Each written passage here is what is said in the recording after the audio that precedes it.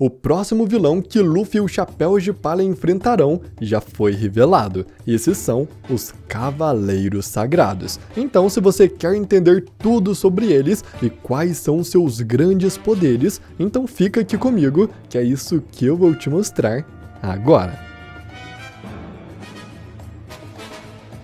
Fala galera, tudo bem com vocês? Eu sou o Gabriel e os Cavaleiros Sagrados são uma das maiores forças do governo mundial. Eles são muito poderosos, até mesmo pro nível Yonkou. Mas é claro que mais forte que eles é só o seu like nesse vídeo. Não existe nada mais forte que o seu like, então eu conto muito com você para deixar essa força. E com isso então, vamos agora para os Cavaleiros Sagrados. No capítulo 1054 de One Piece, enquanto Akainu conversava com Kuroma sobre as consequências do Reverie, eles comentam sobre São Miosgard, que havia defendido a princesa sereia Shirahoshi de São Charles, que queria escravizar. E com isso, os Cavaleiros Sagrados são mencionados pela primeira vez, quando Akainu diz que são esses cavaleiros que cuidam de disputas entre nobres mundiais, e que por causa disso, essa situação não é da conta da marinha, e é para deixar tudo com eles. Então, no capítulo 1086, vemos o desfecho disso, com São Figerland Garlin sendo apresentado, o antigo comandante supremo dos Cavaleiros Sagrados. Após o Reverie mais recente, Garlin atuou como juiz contra São Don Quixote Miosgard, que foi acusado de proteger os Homens-Peixes, instigar a fuga dos piratas e de tentar tirar a vida de São Charles. Garlin então escolheu sentenciar Miosgard à execução, dizendo que aqueles que protegem lixo são ainda piores. Com isso então descobrimos como funcionam os Cavaleiros Sagrados. Os Cavaleiros Sagrados são uma ordem de cavaleiros a serviço do governo mundial, que atuam como os responsáveis pela aplicação da lei oficial na Terra Santa de Mary Joyce, estando assim acima dos fuzileiros navais e até mesmo dos próprios nobres mundiais comuns, já que eles são uma espécie de juízes. Mas apesar de agirem mais politicamente na Terra Santa, ainda assim eles honram seu título de cavaleiros e possuem uma força assustadora. Há 38 anos atrás, durante o incidente de God Valley, Garlin ainda não era o comandante supremo, mas ele já era um cavaleiro sagrado, e ele junto com os outros cavaleiros participaram da competição de caça nativa que seria feita em God Valley aquele ano. Esse evento feito pelos nobres mundiais é uma competição onde os nobres colocam seus melhores lutadores para caçar todos os moradores de uma ilha, e assim contabilizar pontos de acordo com quantas vidas eles tiram. Assim, aquele que caçar mais pessoas se torna o campeão. Porém, enquanto esta competição acontecia, de repente God Valley foi invadido pelos Piratas Rocks. Por causa disso, logo em sequência, Garp e os fuzileiros navais, assim como Roger e seus piratas, também chegaram até God Valley, fazendo do lugar um palco de batalhas. Porém, assim que os Piratas Rocks e os Piratas Roger desembarcaram em God Valley em um ataque surpresa, Garlin ficou extremamente irritado por atrapalharem sua competição e emitiu uma ordem para que os fuzileiros navais se retirassem e fossem proteger os dragões celestiais, porque apenas ele, junto com os outros cavaleiros sagrados, iriam enfrentar os piratas. E mesmo que a gente ainda não saiba o que de fato aconteceu após isso, ficou bem claro que Garlin, junto com os Cavaleiros Sagrados, foram enfrentar os membros dos Piratas Rocks, enquanto Garp e Roger lutavam sozinhos contra o próprio Rocks de Shebeck. Isso só nos mostra quão poderosos são os Cavaleiros Sagrados, que foram capazes de enfrentar monstros como Barba Branca, Kaido, Big Mom, Chique, Silver Axe, Capitão John e muitos outros piratas de nome que também estavam presentes. Inclusive, até mesmo é insinuado que Garlin acabou deixando cicatrizes permanentes em Barba Branca, que ele carregou até os seus últimos dias.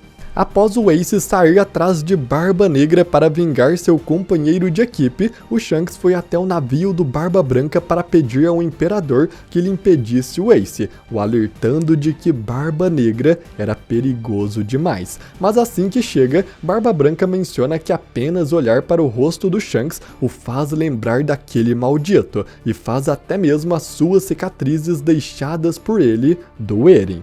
E é claro que na época desse capítulo não tínhamos pistas para descobrir de quem Barba Branca estava falando, até porque esse personagem ainda nem tinha sido apresentado, porque esse é o próprio Figarland Garling. Foi revelado no filme Red de One Piece por meio de uma das falas dos Gorosei que Shanks é da família Figarland, a mesma família de Garling. E também no livreto especial One Piece 4 bilhões, descobrimos que Shanks foi encontrado ainda bebê pelo Roger, justamente em God Valley, onde Garling estava e também onde todo o incidente aconteceu.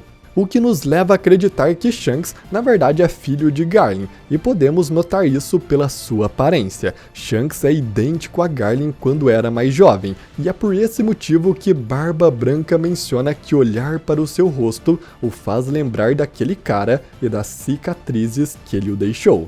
E isso, sem sombra de dúvidas, só mostra a força desses cavaleiros, ainda mais quando percebemos que Garling não possui qualquer cicatriz aparente, ou seja, ele entrou em uma luta contra aquele considerado o homem mais forte do mundo e saiu sem nenhuma lesão grave, enquanto marcou Barba Branca por toda a sua vida. Até mesmo Dragon reconhece a força dos cavaleiros e menciona que o exército revolucionário só começará sua verdadeira batalha quando os Cavaleiros Sagrados forem mobilizados, dando a entender que eles são o maior obstáculo em seus planos. Antigamente, Figarland Garling era o líder dos Cavaleiros Sagrados, sendo seu comandante supremo, mas após Egghead, ele acabou sendo promovido a Gorosei, substituindo o lugar de São Jai Garcia Saturno, e por causa disso, o posto de comandante supremo foi dado a outro cavaleiro, que não é outro senão a própria versão maligna do Shanks, podendo ser o irmão gêmeo de Shanks e filho de Garling. Foi esse homem que foi visitar os Gorosei no castelo de Mary Joyce pouco antes do Reverie, para falar sobre um certo pirata, e na época achávamos que esse era o próprio Shanks, mas agora sabemos que provavelmente não, já que ele não possui a cicatriz. Enquanto Vegapunk mencionava que aquele que pegar o One Piece decidirá o destino do mundo, vemos um painel com as figuras mais importantes para a reta final de One Piece, e entre eles estava a silhueta desse mesmo homem que também se parece muito com Shanks, tendo até mesmo a mesma espada, mas sabemos que não é ele, já que o Shanks está presente também nesse painel. E também quando Dragon mencionava os Cavaleiros Sagrados, podemos ver uma silhueta de todos eles aparecendo, mostrando que eles possuem pelo menos 9 membros, mas aquele que estava no centro como líder, mais uma vez, era o homem com a aparência do Shanks, mostrando que realmente esse possível irmão maligno do Shanks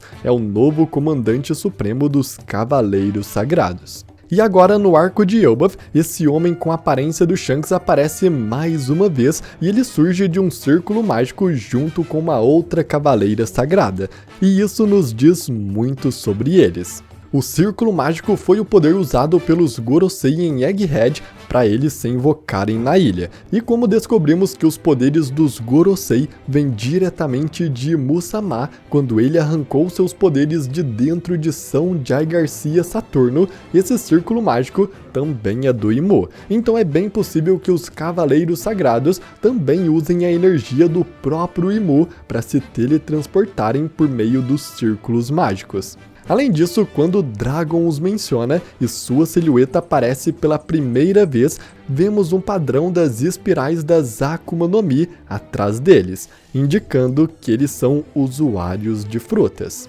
E até agora, apenas alguns cavaleiros sagrados apareceram. Em God Valley, há 38 anos atrás, vemos Garland junto com outros 2 cavaleiros sagrados, uma pessoa grande usando uma máscara de caveira de boi e empunhando algum tipo de arma tipo bastão, e também uma jovem de cabelos escuros vestindo uma armadura semelhante à do Garland, mas ainda não sabemos se eles são cavaleiros até hoje, já que isso foi há 38 anos atrás, eles podem já ter aposentado. Porém, vimos outros 2 recentemente, o primeiro sendo o possível irmão maligno do Shanks e o segundo sendo uma mulher cheia de bandagens enroladas por todo o seu corpo.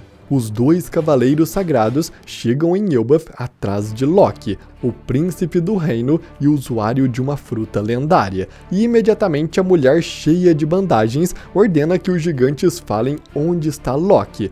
E quando eles se recusam a dizer, ela os ataca disparando fitas do seu corpo que prendem o corpo do gigante, o apertando e esmagando seus braços e pernas, até o gigante cair de dor no chão, o que nos mostra que muito provavelmente esse é um poder de Akuma no Mi, que a permite manipular essas bandagens, nos dando uma prova de que os outros cavaleiros sagrados também serão usuários de frutas, como vimos nos padrões de espirais atrás das suas silhuetas. Geralmente em One Piece, todas as organizações possuem um tema. Temos, por exemplo, os Piratas Don Quixote, que possuem o tema de cartas do baralho. Temos Big Mom, que possui o tema de alimentos e doces. Temos Kaido com o tema de bestas e feras animais. Temos até os Yonkous com o tema de yokais japoneses ou criaturas malignas de mitos e lendas.